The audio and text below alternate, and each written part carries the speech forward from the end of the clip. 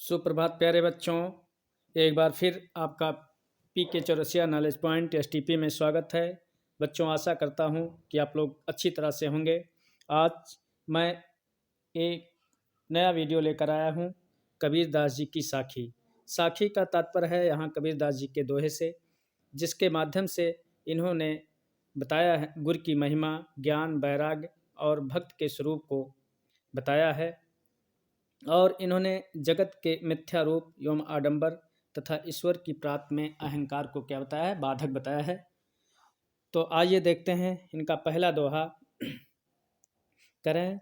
सतगुर हम सूरी जे करी, एक कहा प्रसंग, बरसा बादल प्रेम का, भीज गया सब अंग कबीरा, भीज गया सब अंग। सबसे पहले तो हम ये देखेंगे, अगर मान लीजिए आपके एग्जाम में आ गया तो इसका संदर्भ कैसे लिखना है।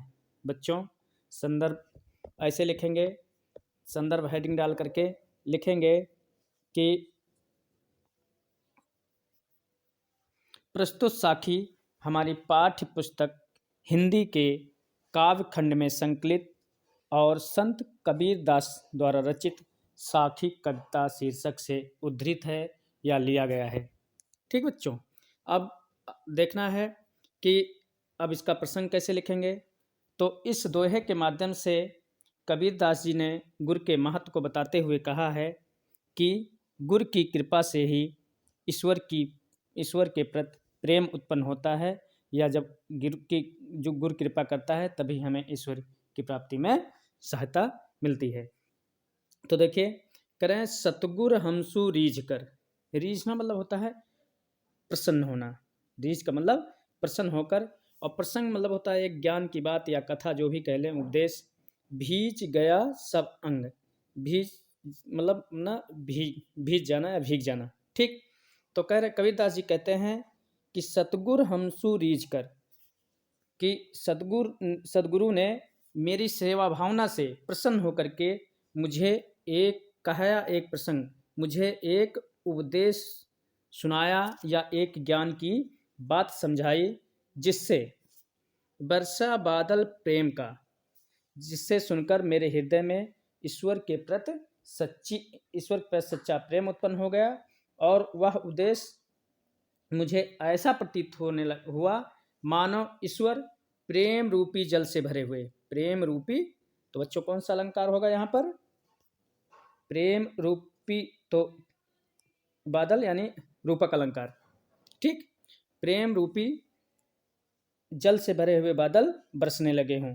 ठीक। और उस ईश्वरीय प्रेम की वर्षा से मेरे शरीर का एक एक अंग भीग गया। अर्थात कबीर दास जी के कहने का मतलब ये है कि मेरे सदगुरु ने जो उपदेश दिया, उससे मेरे हृदय में ईश्वर के प्रति क्या हो गया? प्रेम उत्पन्न हो गया। और उसी प्रेम से क्या होता है? मेरे मन को शांत मिलती है। इस प्रकार उनका कहना है कि जीवन में गुरु का अत्यधिक महत्व होता है। अब आगे ये अर्थ लिखने के बाद आप क्या करें? व्याख्या लिखने के बाद लिखेंगे काव्यगत सौंदर्य। काव्यगत सौंदर्य में आप जानते ही हैं कि क्या क्या दिखाया जाता है। पहले तो आप इसमें ये बता देंगे कि इसमें कबीर दास जी ने गुरु के महत्व को बताया है। भाषा इनकी कैसी थी? सधुक्कड़ी थी। सधुक्कड़ी मतलब कई भाषाओं का मेल था, पंचमेल खिचड़ी। ठीक। और शैली मुक्तक शैली है। रस, चूँकि भक्त यहाँ पर शांत रस है।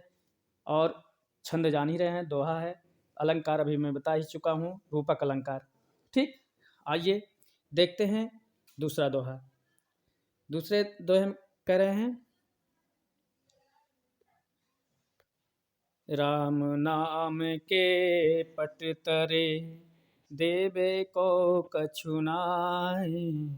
राम नाम के पट तरे, देवे को कछु नाहि। क्या ले गुर संतोषिए, होश रही मन माहि कबीरा, होश रही मन माहि। देखिए संदर्भ तो पूर्ववत ही होगा जो मैंने बताया, प्रसंग थोड़ा बदल जाएगा। इसका प्रसंग ये होगा कि इस साखी में कबीरदास जी ने सद्गुरु और राम नाम की महत्ता पर प्रकाश डाला है। ठीक, तो यहाँ पर पटतरे माने होता है समतुल्य। क्या होता है बच्चों? पटतरे माने समान या समतुल्य। ठीक, और संतोषीय मतलब होता है संतोष या संतुष्टि मिलना। हौस रही, हौस माने होता है अभिलाषा या इच्छा। ठीक, तो कह रहे हैं राम नाम के पटतरे। कबीरदास जी कहते हैं कि मेरे गुरु ने जो मुझे ज्ञान दिया, कौन सा ज्ञान? राम नाम के पटतरे। राम नाम अर्थात परमात्मा का जो महत्व समझाया है, देवे को कुछ ना है। इस अमूल्य ज्ञान के बदले, इस अमूल्य ज्ञान के बदले मेरे पास उनको देने के लिए कुछ भी नहीं है। कछ मतलब कुछ भी, देवे मतलब देने के लिए, कछ ना है कुछ भी ऐसी वस्तु नहीं है। क्या ले गुर संतोषिए। आगे कह रहे हैं कि मेरे मन में इच्छा बनी रहती है जिसे मैं अपने गुरु को दक्षिणा स्वरूप देकर मैं स्वयं संतुष्ट हो जाऊं। ठीक, मैं स्वयं संतुष्ट हो जाऊं। आगे कह रहे हैं कि गुरु को गुरु दक्षिणा देकर संतुष्ट होने से मेरी अभिलाषा मेरे मन में ही रह गई है, क्योंकि ज्ञान ही सबसे बड़ा दान और बहुमूल्य वस्तु है और उसका मूल्य कोई नहीं चुका सकता। ठीक, एक बार फिर से देख लें। कह रहे हैं राम नाम के पटतरे देवे को कछुनाए। कह रहे हैं मेरे सदगुरु ने जो मुझे राम नाम रूपी महत्व समझाया है, उस ज्ञान के बदले, उस अमूल्य ज्ञान, अमूल्य का मतलब जिसका कोई मूल्य ना हो, उस अमूल्य ज्ञान के बदले मेरे पास अपने गुरु को देने के लिए कुछ नहीं है। क्या ले गुरु संतोषिए। मैं कौन सी ऐसी चीज़ दे दूं उस ज्ञान के बदले कि जिससे मेरे गुरु को संतोष हो जाए या मेरे मन को संतुष्ट मिल जाए, हौस रहे मेरे माँ, यही इच्छा मेरे मन में हमेशा बनी रहती है। ठीक, आइए देखें आगे कह रहे हैं काव्य सौंदर्य भी वही रहेगा लगभग, लेकिन इसमें से ये है यहाँ पर अलंकार, इसमें है अनुप्रास अलंकार। ठीक, कौन सा अलंकार? अनुप्रास अलंकार। आइए आगे देखें। कह रहे हैं कि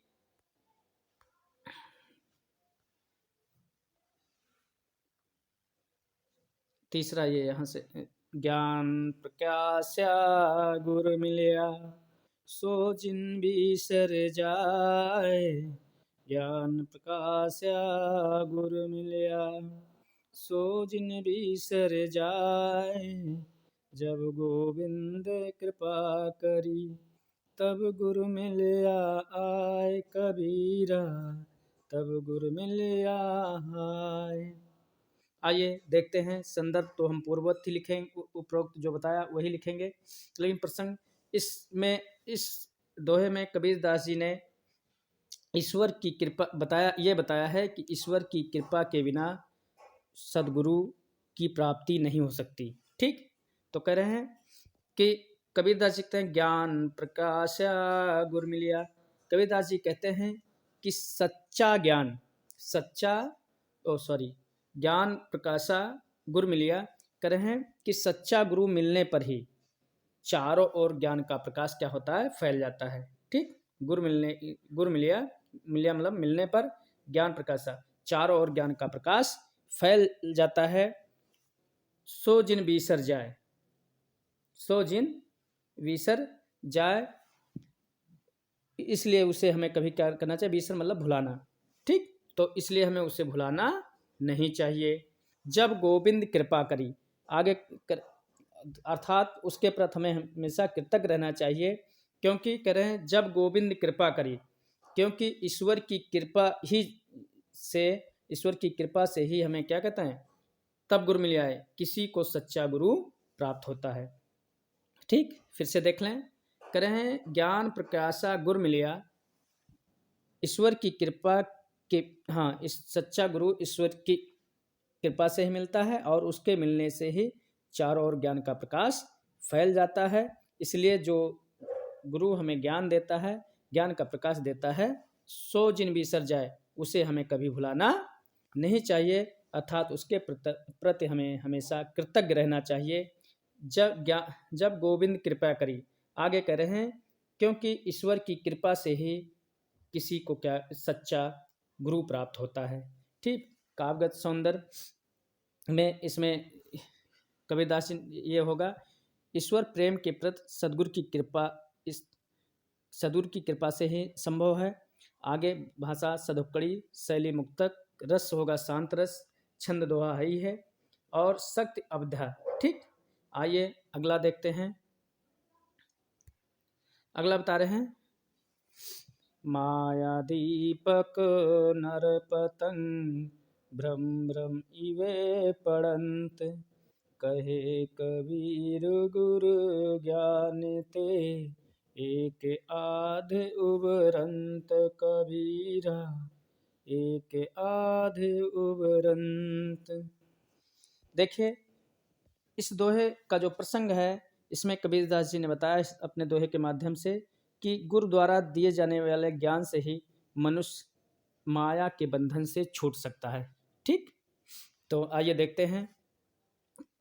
माया दीपक नर पतंग भ्रम भ्रम इवे पड़ंत, कहे कबीर गुरु ज्ञान ते थे एक आध उबरंत। कबीरदास जी कहते हैं कि जिस प्रकार माया दीपक नर पतंग, पतंग मतलब क्या होता है? कीट, पतंग, ठीक, पतंगा। और भ्रम भ्रम मतलब अनेक योनियों में भटकता हुआ। जैसे हिंदू धर्म में माना जाता है कि मनुष्य का जीवन 84 लाख योनियों के बाद ही मिलता है, तो इसमें अनेक योनियों में भटकने से तात्पर्य है ईवे पड़ंत मतलब गिर पड़ना, इसमें गिर पड़ना। ठीक, उपरंत मतलब उद्धार होता है या मुक्त हो जाना होता है। तो देखते हैं, कह रहे हैं माया दीपक नर पतंग। कबीरदास जी ने बताया है कि जिस प्रकार कीट पतंगे दीपक के प्रकाश से आकर्षित होकर जल मरते हैं, ठीक उसी प्रकार मनुष्य भी माया मोह के बाहरी आकर्षण के रूप पर मुग्ध होते हैं। इन्होंने ये बताया, देखिए माया दीपक नर पतंग, उसी प्रकार मनुष्य भी उस कीटे के समान क्या होता है, माया मोह से आकर्षित होकर उस पर मुग्ध रहता है और अंत में क्या हो जाता है, नष्ट हो जाता है। भ्रम भ्रम इवे पड़ंत, ठीक, नष्ट हो जाता है। आगे बता रहे हैं, कहे कबीर गुरु ज्ञान थे, कहे कबीर गुरु ज्ञान थे एक आध उबरंत। तो कह रहे हैं कि केवल गुरु के ज्ञान प्राप्त से ही हमें इस मोह माया के बंधन से मुक्ति मिल सकती है, जो हमें नष्ट होने से बचा सकता है। एक आध उबरंत, किंतु गुरु के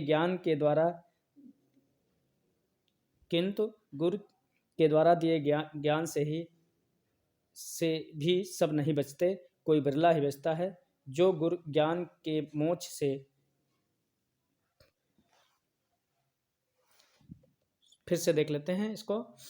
कबीरदास जी कहते हैं कि ये जो मनुष्य है वो किसके समान है, कीट पतंगे के समान है। किसके समान है, कीट पतंगे के समान है। जिस प्रकार कीट पतंगे दीपक के प्रकाश से आकर्षित होकर जल मरते हैं, ठीक उसी प्रकार ये मनुष्य भी मोहमाया के बाहरी आकर्षित रूप पर मुग्ध होते हैं और अंत में नष्ट हो जाते हैं। केवल गुरु से प्राप्त ज्ञान ही हमें इस मोहमाया के बंधन से नष्ट होने से बचा सकता है, किंतु गुरु के द्वारा दिए गए ज्ञान से भी हर कोई नहीं बचता, कोई एकाध ही या बिरला ही व्यक्ति बच पाता है। वो कौन सा, एक आध उबरंत, जो गुरु ज्ञान के मोक्ष प्राप्त कर अमर हो जाता है और जन्म मरण के चक्र से मुक्त हो जाता है। ठीक, आगे देखिए, आगे कह रहे हैं अगला दोहा, जब मैं था तब हरे नहीं, जब मैं था तब गुर नहीं, अब गुर है हम ना